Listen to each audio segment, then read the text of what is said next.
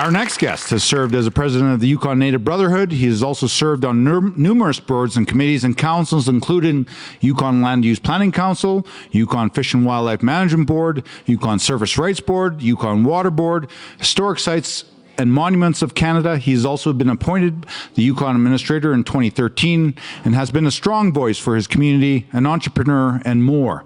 We are thrilled to include him in the discussions about the movement, the people, and the experience. Please join me in welcoming Gerald Isaac to the 50th anniversary Together Today for Our Children Tomorrow speaker series.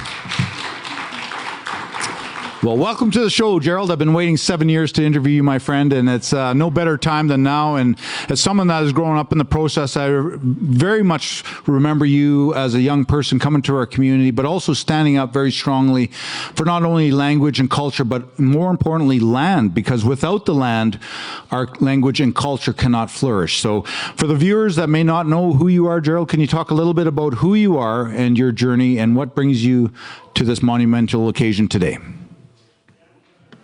And he needs a mic. Thank you. There we go. Okay, my friend, okay, welcome everyone. My name is Gerald Isaac. I'm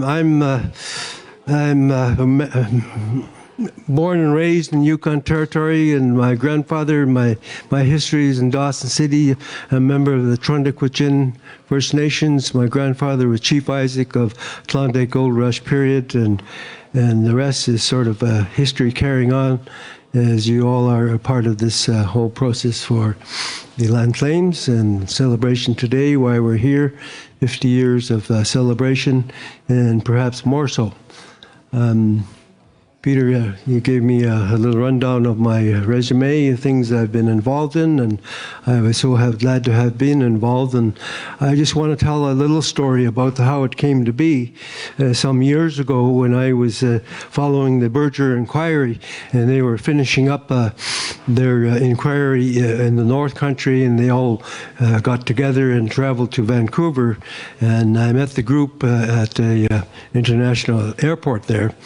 And I met, aside from Berger and all the rest of the translators who were with his group, I met an elder from Fort McPherson whose name was Jim Sidichinley, Jim Edwards, otherwise known.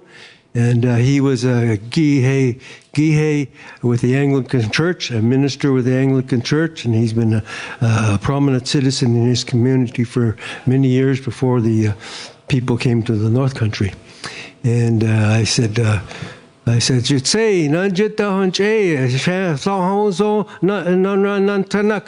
to him, he looked at me and he got up and he jumped around, danced around like this. He said, my grandson, he said, I know your grandpa. He said, Chief Isaac, your grandpa. I know your grandpa. He said, what the hell are you doing down here in this big concrete jungle? He said, you get your ass the hell home and help your people. So, with great pleasure, I said to myself, Self, you're going to leave my family behind in Abbotsford. I was down there on a mission getting a little bit of education. I was going to Langara College to get educated and complete my high school down there. And I dropped everything and I said to my wife, I'm going to love you and leave you. I'm going home. So I did that. I came up here, no plans, no anything. I took the advice of my elder from Fort McPherson, Jim Sidichinley. He said, time for you to go home. So I packed her up and came home, and I wondered what the hell I was going to do. You know, I didn't finish my school down there. I was just wrapping up. And I said, what the hell am I going to do? So I went around, looked around, and said, well, he said it, the magic word. He said, you get home, people need you. We need people to work in land claims. I got background in lands and surveying and all kinds of writing skills and already there. And I said, I went over to Daniel Tlen, who was the chair of the Council of Yukon Indians at the time. I said, Daniel, I said, I see you might need some help up here. And I saw a position for lands and resources director position. So I said to myself, Sal, you better go over there, talk to somebody, and put your application in. Well, the next thing you know, before I knew it, I was hired.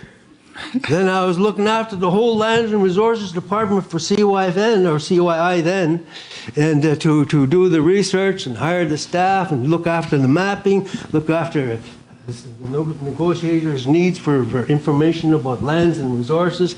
And there we went. So here I am. I'm at your pleasure, Peter.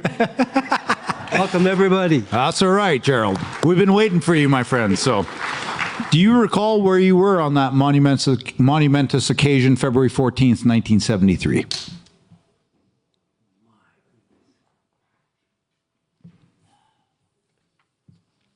You can even lie to us, Gerald. It's all good, buddy.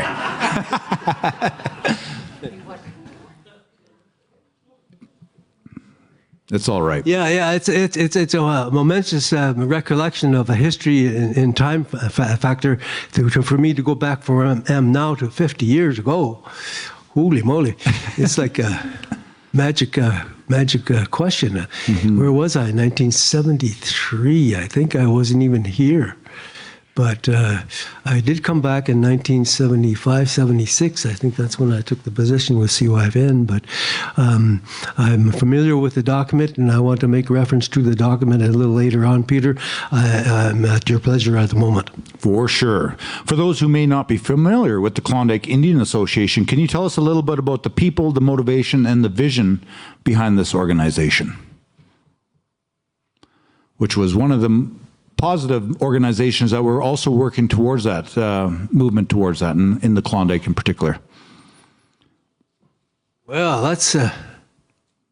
I'm really perplexed about the reference to Klondike visitors. Klondike visitors? No, Klondike Indian Association, which was a vehicle at the time that not only represented the North, but there was even our chief and Teslin Indian band at the day had been present at certain meetings of the Klondike Indian Association. Well, was this before or after the formation of the Yukon Native Brotherhood? Before. I believe so, yes. Wow. And we're going back into history, of course, here, but yeah. Okay. So maybe we'll bypass that question. And then as the negotiations advanced, how emotional and passionate were the discussions at the community level, especially when it came to land? Because at the end of the day, I think really at the end of the day, our people were worried that we're already losing our language, our identity, let alone being respected by the federal government. And now they want our land and the precious resources. And obviously being from Klondike, you've had a history of that already through the experience of the gold rush. What were the feelings when you moved back to the communities and you were working on our behalf in regards to land? What was the momentum and the vision, let alone the passion from the people when it came to discussions around land? Yes, indeed, land. Land is the most important aspect of our existence and being here in the North Territory. And it's tied to everything. In the beginning of the mapping exercise to prepare the interests of where our people used the lands and occupied the lands, traveled with the seasons and followed the game and hunting and harvesting and preparing and living off the land. There was no stores, there was no trading posts, there was nothing before the Unjits or the Nodlets, as we say, the white people came to our country. And so land is of most importance to our existence and the reason why we're here even today. And so we began the exercise in the putting together what they refer to as the spaghetti maps. Can you imagine a whole bunch of spaghettis and you just simply look on a piece of paper there and throw the spaghetti down? These are all the trails our people traveled over thousands of years before anybody came to our country here in the North Country. It's estimated in Vuntut-Quitchin territory, for example, one year they were kind enough to say that the Vuntut-Quitchin probably came from the Bering Strait across there somewhere, estimated originally at 14,000 years ago. And recently they did a review of that, the different archaeologists, the archaeologists at the time, based upon discoveries at Blue Caves and so on and so forth. And they revised that time frame to be somewhere around 18 to 20,000 years ago. Long before anything was really happening in North American continent to speak of. Mm-hmm. You can imagine, this is long before the history was beginning to develop in Egypt. Egypt, you're looking about, what, 5,000 years or so? And then somehow all these developments of different parts around the world, they all have time frames to them. But the time frame for First Nations peoples in North America was estimated even more recently. There's been some finding in North America and southern North America of findings of people occupation there as long as 50,000 years ago. Maybe almost the beginning of time. I don't know how relative that is to everything, but it's really important because in some circles of occupation, and the Incas and the Egyptians and all occupations around the world, they would suggest that we might be having, we might be related to aliens from a different universe. Just in regards to your experience, was there an individual that motivated you or you admired that really, motivated you in the work that you had to do, especially on behalf of Yukon First Nations at that point? Well, that's a founded question. There are many people who voted me, encouraged me to go on. I was born and raised in Dawson City, and I was, as a child, given over by mom to my grandmother, adopted by Indian adoption, and raised by my grandfather, by my grandmother. And she always encouraged me to speak the language and to remember different things as children are taught in the home, to try to remember their growing up part in the community. My community then was the village of Moosehide. And I even remember one day when I was 5 years old, I went running down to the day school with my friends, trying to go to school for one day. And the teacher said, "Yeah, you're too young to go to this school, Gerald. You got to go home." So I walk home, hoping all the way home like that. And so there are other people as I grew up in the community, and the first thing I remember was I was taken from my home in Moosehide when I was 6 years old, and we had moved to Dawson City, and then the big fancy vehicle came up, and they were taking the kids away to mission school, and my uncle Charlie Isaac, who worked in the army, he said, "Well, I'm going to buy you a plane ticket, you and your sister, and wherever you go, and you're going to be safely get there." And so we went to Whitehorse Baptist Mission School, and we were there I was there for 5 years or more. And growing up, coming back, they came back to pick us up when I was, the last year. And they knocked on the door of my Auntie Pat Lindgren's place, Isaac, and my grandmother and I lived there. And my grandmother came out with a big stick, her walking stick, like this wooden stick. And she said, "Come out there," and she went answer the door. She said to the missionary, she waving the stick at him like this. She says, "What you doing here? We come to take your grandchild away to school." He said, No, you can't do that. He said, "You're not going to take my grandchild no more. Get out of my house." So he walked away, and I stayed home. And I stayed in my community, and I learned from the elders as I was growing up. You go to people's house, you knock on the door, they let you in, you listen to the stories, and maybe they give you a little bannock or something. And then you get to learn the comfort of communications in the community. And later on, I learned from a lot of people, elders in my community. Percy Henry is one of them. Many of the elders I spent time with growing up, and many stories affiliated with that. And always encouraged us to get educated and come back one day and help our people. And if you're just tuning in to Shona FM or the Facebook Live, you're listening to the speaker series live from the Kwalendon Cultural Center here in Whitehorse. And we have Gerald Isaac live on stage today. Just with regards to looking back over the last 50 years, Gerald, from your perspective, what are some of the biggest challenges our people had to overcome throughout the last 50 years? Well, let me begin by saying and making reference to a couple of documents. Here it is, 1973. Together today for our kits tomorrow. And this document, as you know, is a historic document. That's why we're all here today, to celebrate this document. And given over to the government of the day with a session with the Right Honourable Pierre Elliott Trudeau. His son was just up here to visit you yesterday to say, "Hi, folks, I'm back." And the document, of course, is a presentation of the document. There's a little story I want to tell you about it. It was presented by the chiefs of the day 50 years ago, some of which are still here, and I want to recognize and give them my personal thanks.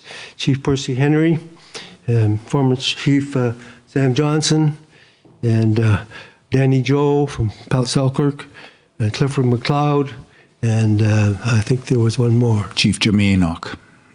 Jimmy Enoch. Yeah, White River. White River. Yeah. Okay. So together today, as we all know, it's a pretty complicated document. So the chiefs at the time said, I don't know if you heard the story, Peter, about when they did the actual presentation? No, go ahead, please. So you must imagine how many years, how much time was gone into preparing this complicated document of the grievances of all the Yukon First Nations people in our territory. And when they went to the chiefs huddled in a corner, they called it a huddle, and they decided how they're going to present this document to the Prime Minister of Canada. Now, I don't know whose idea it was, but here it is briefly. This is what they did. They said, well, we're going to prepare a fancy report, and we're going to call it Together Today for Our Children Tomorrow. And when we go to meet with the Prime Minister, we're going to deliver it in this fashion. Go there, and we're going to give him the report, with a big report, bigger than this paper here. And it's got the title on it. And when we presented to the Prime Minister of Canada, he opened up the book. And he looked at the book, and there was no words on it. It was a document with no words on it. So astounded as he was, he looked at all the chiefs and he said, obviously, you know exactly why you're here and what you want. Now I want to hear your story. Let's get to it. They had to talk for about a week or so. And next thing you know, they came back. We're starting land claims negotiations. Yes. And in follow-up to that, they actually did present a formal written document, which you see now, and later on to ease the pain of the understanding of the mumble jumble of legalese or legal language. Most of this is written in pretty high power words. So they took an undertaking to develop a document that speaks to understanding the Yukon Umbrella Final Agreement, a land claims settlement information package. This was a document prepared by involvement of our peoples with communications background, and made a contribution to this document in a layman style of reading so that anybody could pick up this document and understand what our land claims agreement was really about. So hurrah. Gerald, you've committed and dedicated a lot of your life, and a lot of the boards and committees that you sat on was pertaining to land. Can you talk about your experience as a First Nation individual representing the nations, if you will, and sitting across the table versus people that maybe not even, as mentioned throughout the discussions today, that may not even respect you as an individual, let alone your rights as a Canadian citizen, let alone as a First Nation person to this country? I absolutely can, and I can relate and tell you a part of the truth that happened on with regards to negotiations. And I was at the time working very closely with my good friend Willie Joe, who was also president of the Yukon, and he was kind of responsible for grooming me into the picture when things got rough. And we were at they were negotiating the transfer of the Indian health program from the Yukon government to what was it? No. from the federal government to the Yukon territorial government, and we were adamantly opposed to that. And in order to make our case, we actually went out and we found and hired a professional medical doctor whose name was Dr. Ted Potstep, and he came to work with Willie and I to prepare a position why we see that the health services transfer should not be transferred to the Yukon government, because there's a whole lot of concerns about the deterioration of service delivery, deterioration of care, and everything else about it. And when he first came to work for the Yukon Native Brotherhood as a professional consultant on this matter, it was determined that he was pro-transfer. What better place than to put it into a central government and then provide all of the service? So eventually, before that was all through, he came on side to see the side that Willie and I presented to him about why it shouldn't be transferred. There's going to be deterioration of services, there's going to be lack of services, there's going to be misunderstandings, and the service would be worse. We would rather the service be kept in the folds of the federal government until we can negotiate a more better service and program through the land claims agreements. That's what happened. And your thoughts on non-insured health benefits, which is one of the most racist programs that our people are still faced with today. Where was that in the discussion, if you will?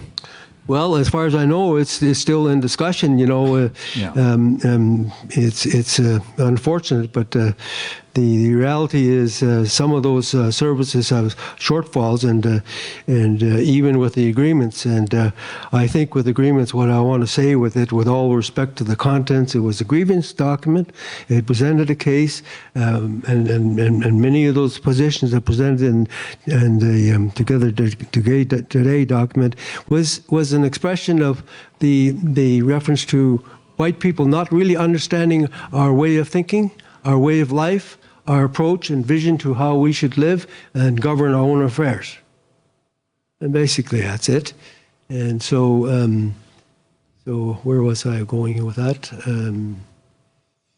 But just also in regards to how the health of our people today, has it improved from your perspective? Have we moved ahead in that? Have we moved the pendulum forward, if you will? Oh, yes, I think we have, extensively so. And in regard to that, I think that what is necessary in terms of the Together Today document is like, when we were going to school, and we started out with grade 1, kindergarten, grade 1, grade 2, up to high school graduation. Every year that we attend school, is whether you go to the next grade or not depends on the report card you receive from your teacher and from the school. So if you did a good job during the year, well, we'll report you, or we'll pass you on to grade 6 there. Yes, Peter. So you go to grade 6, and then you do some more, and you good work and study, and you learn all the white man's ways of reading and writing and arithmetic. But they don't teach you language there. Oh, excuse me. Cue the phone call. If it's important, Gerald, you might not need to take it, buddy. It's all right. I think somebody tried to cut me off. Okay, that's right. So as I was saying, I think it would be probably a good thing if we prepared a report card, as we did with services and programs on this document, to say to provide our peoples with an assessment. Like Peter's asked me today, how did we do in a period of 50 years? From the time it was presented to halfway through, 25-year point, and then to where we are today, 50 years later.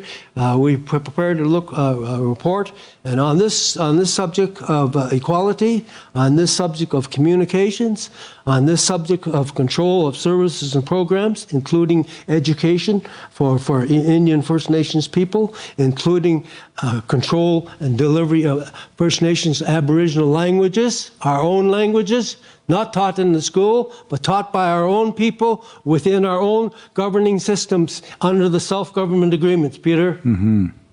And it's happening now. Before you, it's happening now. We've established a Yukon First Nations Education Directorate, and the first time in the history of land claims in the Yukon Territory, we now have control of Indian education under the Yukon First Nations Directorate.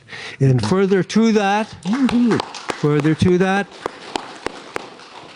the momentum has moved south. Recently in the news, the Squamish First Nations announced that they are, with the province of BC, reclaiming their control of Indian education in BC, return to the Squamish First Nation. And over and above that, they've announced to the next First Nations in BC that they're going to turn over the lands, water, lands, and resources to the First Nations in BC. This one was Blueberry First Nation, I think it was. And then recently, these are real facts. Recently, the Taka River and Tlingit Nations announced that they have entered into an agreement with the province of BC to take control of lands, water, lands, and resources. And they were looking for protection of their traditional lands and territories in BC. And thank God, it's now returned to them, and they don't even need a land use plan. They can do one later down the road. Mm-hmm. And you talk about land use planning. Obviously, it's a very important issue when it comes to it, and we don't have to go back very far into our recent history to look at the Peel watershed and what that delivered for us in the Supreme Court. How important is land use planning, and where do you see the benefits of not only having the community, let alone the territory, involved in this process, but equally as important to people that are investing here to have that certainty through a land use plan? Wow. These are your words, my friend, not mine. So, well, first of all, let me say that I was personally involved in land use planning exercise under the land claims agreements, working for the Yukon government, and for the last 16 years before I retired 5 years ago. And it's a phenomenal process. And it got many backs up, and we know that there was a court case on the Peel watershed. And the reason why the court case was had was because there was a disagreement about the approach to developing a land use plan in the Peel watershed without our First Nations involvement and approval. And so, consequently, history has repeated itself. It's gone before the Supreme Court of Canada.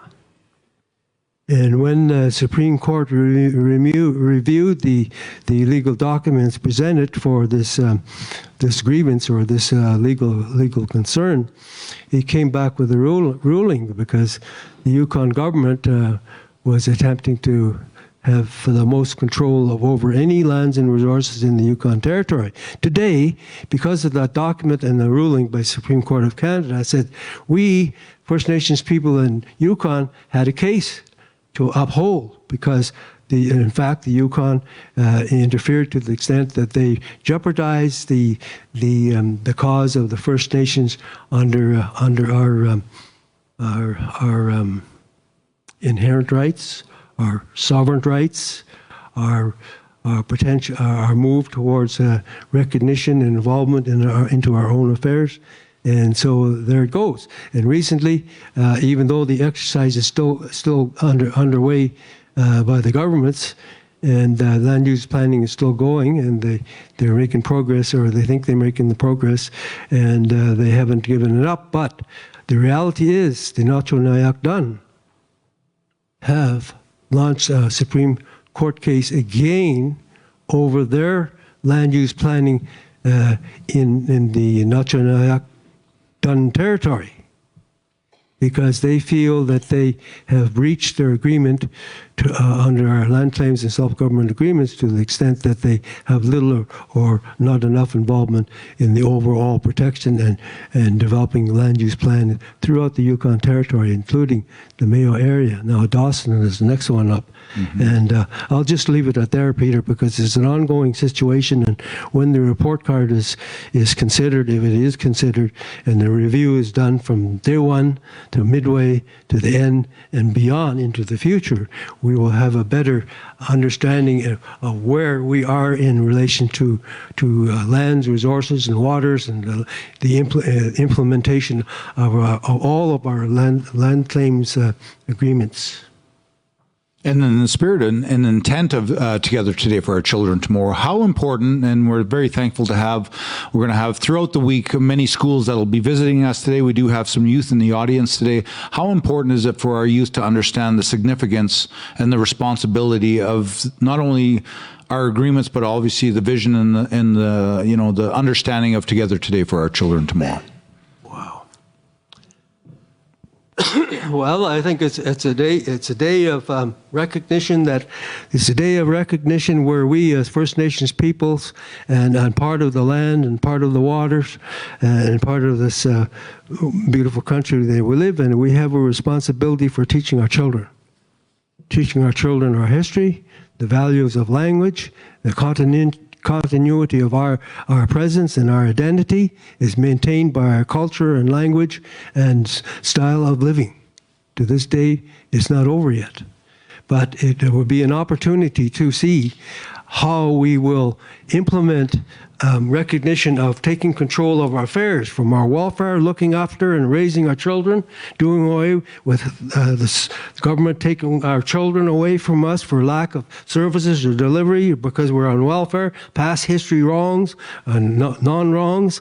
We are about to take over more control of our own affairs, and this is all we ask for from any governing source. And we have now the opportunity to do that under the recognition universal of our own self-governing agreement, which means we take control of our affairs, education, programs, welfare, retirement, looking after our people, and looking after our community, maintaining our culture, maintaining our language, being recognized that we are people in our own country, First Nations people. Well, geez, Gerald, I just want to thank you very much personally for your commitment and dedication, not only to the people, but also to the process. And thank you very much today for being a guest on the Speaker Series.